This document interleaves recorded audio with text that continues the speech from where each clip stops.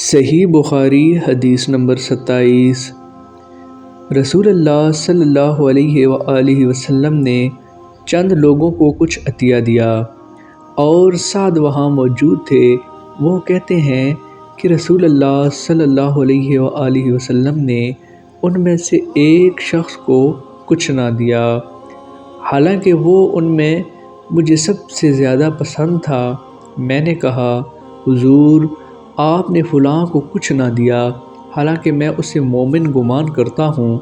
آپ نے فرمایا، مومن یا مسلمان؟ میں تھوڑی دیر چپ رہ کر پھر پہلی بات دہرانے لگا۔ حضور صلی اللہ علیہ وآلہ وسلم نے دوبارہ وہی جواب دیا۔